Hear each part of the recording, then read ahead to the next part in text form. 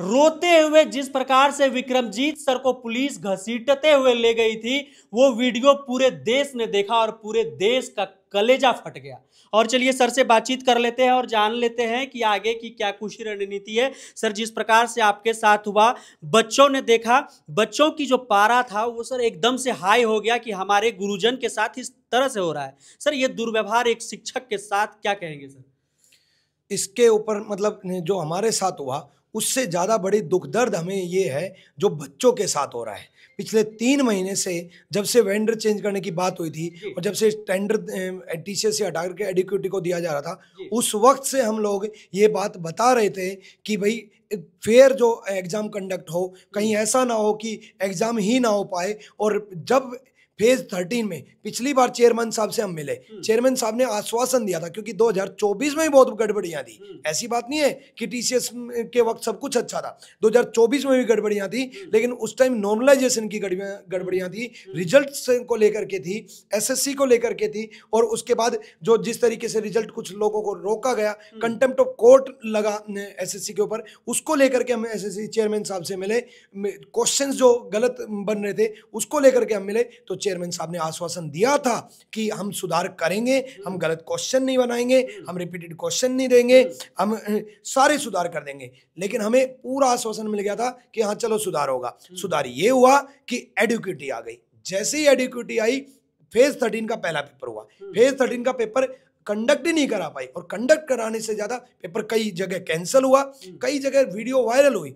एक बच्चे ने कहा कि ये जो पेपर देने आए हैं ये मोबाइल क्यों अंदर लेकर के जा रहे हैं, तो बाउंसर ने उसको पीटा गया, सिर से खून आ रहे हैं। तब जाकर के टीचर्स मजबूर हुए कि यार बच्चों के साथ इतनी बर्बरता, 3 बजे पेपर खत्म हो रहा है, रात को 10 बजे बाहर निकाला जा रहा है, नीचे बहस का तबेला, ऊपर एग्जाम सेंटर है, फर्स्ट फ्लोर पे पीजी है, सेकंड फ्लोर पे एग्जाम सेंटर है। मतलब तब हमने देखा कि तो एग्जाम सेंटर नहीं, ये तो मतलब 10 कंप्यूटर रखो और एग्जाम सेंटर बना लो, ऐसे पेपर नहीं होता है।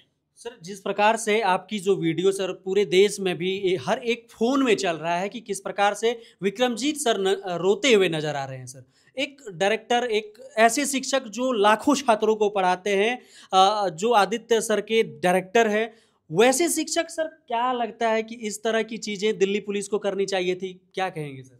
नहीं, इसमें दिल्ली पुलिस से हमें अभी भी शिकायत नहीं है। शिकायत क्यों नहीं है? वो जो बच्चे थे जो दिल्ली पुलिस में हैं, उसमें तो आपके बच्चे होंगे सर। हमारे स्टूडेंट थे। आप लोग चीख चीख कर कह भी रहे थे, सीधा बस से निकल कर कह रहे थे कि हमारे लड़के हैं, देखिए हम ही हमारे साथ बदसलूकी कर रहे हैं। नहीं, हमारे स्टूडेंट, हमारे पढ़ाए हुए स्टूडेंट ने हमें कुछ भी किया हो, लेकिन वो अपना काम कर रहे थे, उनको अभी भी सैल्यूट करते हैं। मतलब आप सर अभी सैल्यूट कर रहे हैं? मतलब आपने कहा था उसे वर्दी पहनने से पहले कि अपनी ड्यूटी निभाना, वो ड्यूटी निभाए। मैं सोचो, मैं हमेशा ये बोलता हूँ, दिल्ली पुलिस में जो लग चुका उसके बच्चे जो होते हैं उनको मैं फ्री में एजुकेशन देता हूँ। दिल्ली पुलिस वाले, दिल्ली पुलिस के बच्चों को, आर्मी के बच्चों तो अभी उन लोगों से कोई फीस नहीं है? कोई फीस नहीं लेता है। हम हमेशा बोलता हूँ कि से कोई शिकवा शिकायत नहीं है जो आप लोग को अरेस्ट किया? नहीं नहीं नहीं नहीं सर, शिकायत किससे है? शिकायत है एसएससी से, शिकायत है डीओपीटी से, शिकायत है जितेंद्र सिंह से, डीओपीटी मिनिस्ट्री से। भाई हम क्या शिकायत सत्ता पक्ष से भी है?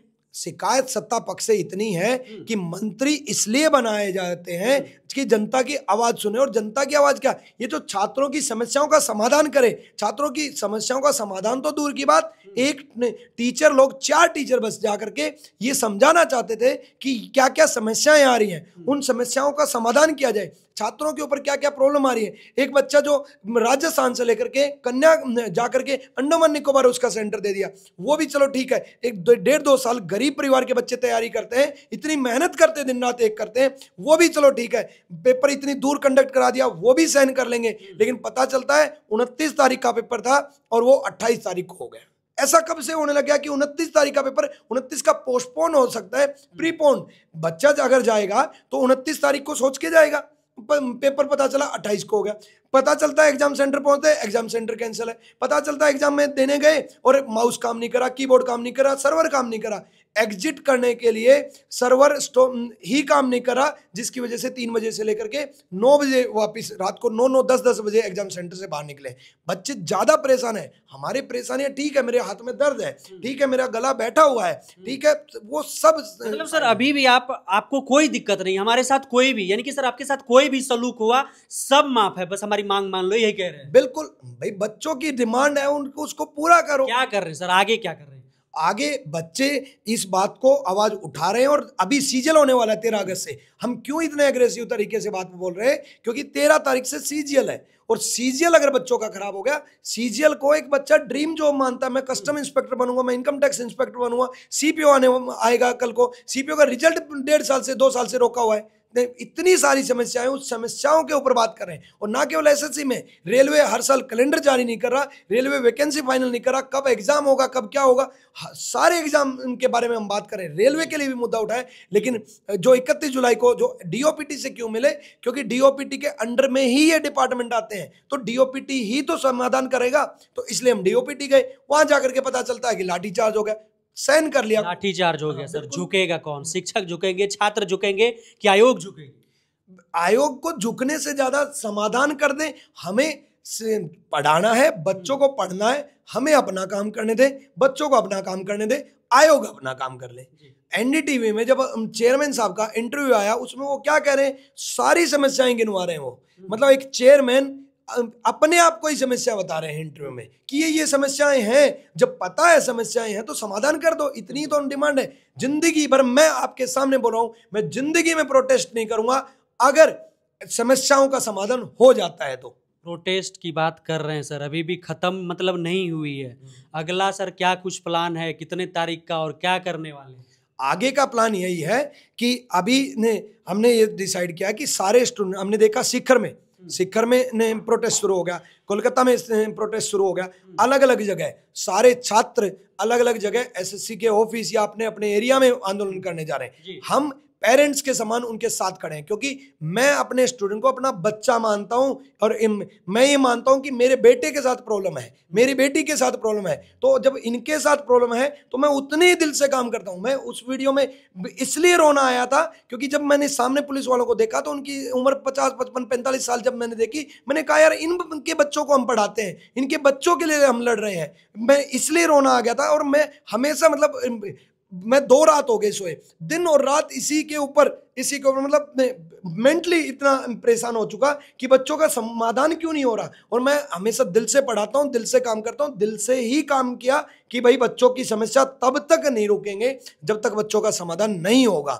और रुकेंगे क्या? हमारे कोई पॉलिटिकल एजेंडा नहीं है, हमारा कोई ग्रुप नहीं है, हमारा कुछ नहीं है, हमारा सिर्फ एक ही है, बच्चों की समस्या है, उसका समाधान किया जाए। और समाधान कितना? पेपर अच्छे से करवा लो। पहले हम बोला करते थे वैकेंसी ज्यादा लाओ, बेरोजगारी हटाओ, वो सब मुद्दे तो साइड कर दिया। हालांकि वैकेंसी अभी भी बहुत सारी पूरे इंडिया में सीट खाली हैं, वैकेंसी उनके ऊपर लानी चाहिए, लेकिन वो अलग मुद्दा है। जो वैकेंसी है कम से कम उनका तो सही से पेपर करा लो। पेपर ढंग से नहीं करा सकते, पेपर ढंग से नहीं करा सकते तो फेयर सिलेक्शन कैसे होगा? और आप समझो, अगर कोई बच्चा पैसे दे करके लगेगा तो उसके पहले इंटेंशन क्या होगी? पैसे कमाना। अगर पैसे दे करके कोई लगेगा तो उसकी इंटेंशन एक ही होगी, मैंने पैसे दिए हैं और पैसे कमाऊं, तो वो पूरे सिस्टम में करप्शन करेगा, पूरा सिस्टम खोखला हो जाएगा। तो हम जो कह रहे हैं, मेहनती बच्चा आगे पहुंचे। सर 6 तारीख को क्या एक बार फिर से महाजुटान होगा? 6 अगस्त को जो है वो भारत के सारे शिक्षकों ने और बाकी जैसे अभिनय शर्मा सर ने, बाकी टीचर्स ने, स्टूडेंट ने भी आह्वान किया है। तो 6 अगस्त को जो है हमने परमिशन लेने की कोशिश की थी कि भी परमिशन मिल जाए, क्योंकि अब हम परमिशन मिला है सर? बिना परमिशन के हमने रिसीविंग ले ली है, बिना परमिशन के हम कुछ भी नहीं करना चाहते। वैसे भी लोकतंत्र में हम बच्चों के छोड़ेंगे नहीं, बिल्कुल लोकतांत्रिक रूप से शांतिपूर्ण तरीके से, बिल्कुल शांतिपूर्ण तरीके से, है ना।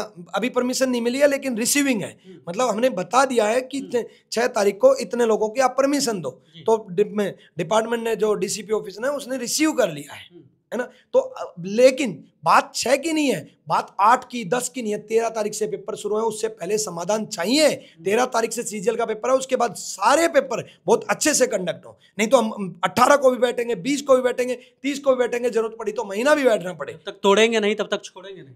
तोड़ना, यही तो तोड़ना है कि सिस्टम को सुधारना। सिस्टम कितना सुधारना? पेपर अच्छे से हो जाए, पूरे एंटायर सिस्टम से हमें आंदोलन नहीं खड़ा करना है, हमें बेरोजगारी का, ये सारे मुद्दों पे बात नहीं करनी है, हमें पेपर सही से हो जाए, फिर बाद में हम वैकेंसी और बाकी चीजों पे बात करेंगे। एटलीस्ट वैकेंसी आई है, पेपर ढंग से कंडक्ट तो करा दे। विक्रमजीत सर हमारे साथ थे, गरज रहे थे लड़कों की परेशानियों को किस तरह से उस दिन रोकर निहाल होकर बता रहे थे वहां पर प्रशासन के सामने। और आज इंटरव्यू में सर ने बताया कि क्या कुछ परेशानियां हैं लड़कों को, कैसे लड़के रो रहे हैं, बिलख रहे हैं, सर लोगों के पास आ रहे हैं, अपनी परेशानियां बता रहे हैं और कह रहे हैं कि कैसे जब तक तोड़ेंगे नहीं तब तक छोड़ेंगे नहीं।